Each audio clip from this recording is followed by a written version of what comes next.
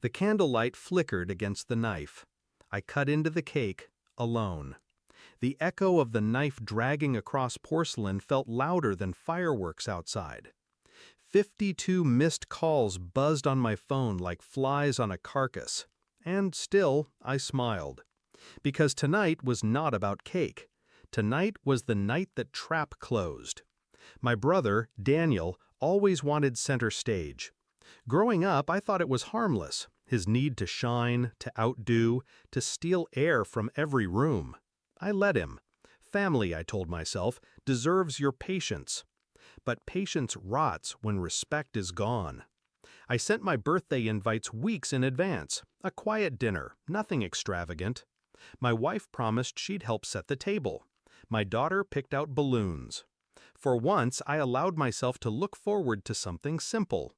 Then Daniel announced his barbecue. Same day, same time. He called it just a casual thing. But the guests list told another story. He invited everyone, my parents, my cousins, my so-called friends. Even my wife helped him organize it. That was the first cut. The second came when my daughter slipped. Uncle Danny says he'll have fireworks. They had chosen him over me. All of them. The signs had been there. My wife's late nights helping with the catering. My parents brushing off my invitations with half smiles. The whispers, the silence. But betrayal doesn't shock me anymore. It sharpens me. I didn't rage. I didn't beg. I planned.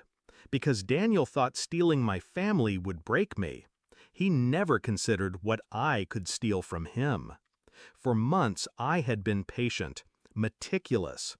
While Daniel flashed his arrogance, I studied his weaknesses. His barbecue wasn't just a party. It was an illegal investment showcase. He was funneling money from relatives into his little real estate fund. I had the bank statements, the fake contracts, the signatures he forged. I waited for the perfect night to light the fuse. My birthday. At noon, while my wife strung up lights in Daniel's yard, I disappeared. 3 states away, sitting in a quiet hotel room, I pressed send.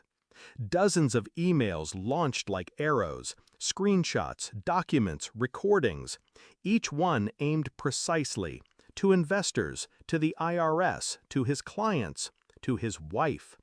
By the time Daniel flipped the first burger, his empire was ash. His bank accounts frozen, his investors furious, his name flagged red in government databases. And still, the betrayal cut deeper. At 7 p.m., I stood in my kitchen, table set for 20. Empty chairs staring back at me. My daughter's balloons drooped in silence. Not a single knock at the door. Not even hers. For a moment, I almost let the loneliness win. Almost. But then my phone lit up. Call me, urgent. My wife. Behind it, 52 missed calls. Parents, cousins, friends, even Daniel himself. The barbecue had gone silent. The guests had learned the truth mid-toast. Laughter turned to panic. Trust flipped into betrayal. The man they chose over me was unraveling in front of them, and they were trying to crawl back. I didn't answer. I sliced the cake. I ate it alone. Sweet, cold, perfect. Because that night wasn't about celebration, it was about consequence. They wanted a show. Daniel gave them one, and I gave them silence. Later, my wife stumbled through the door, makeup ruined, panic dripping off her. She begged me to understand. She thought Daniel's party was harmless. She swore she never knew about the fraud. She cried about the family name, about fixing this together. I let her words hang. I studied her face, the way you study a broken mirror, every crack telling its own truth. Finally, I whispered, "You made your choice."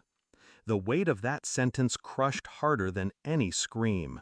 She knew what it meant. The guest room door stayed locked that night. Daniel called the next day.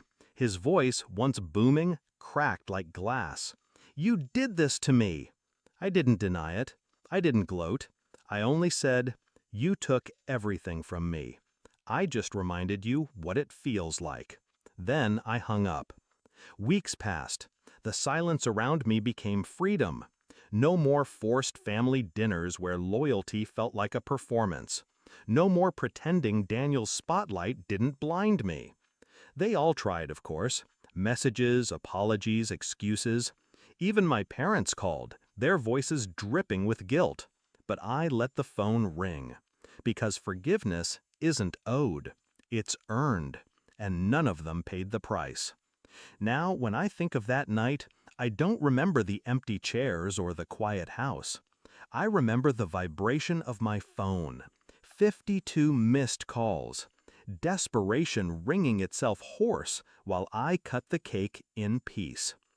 Daniel thought he won when the room filled with laughter and smoke. But fire consumes everything in the end. And me?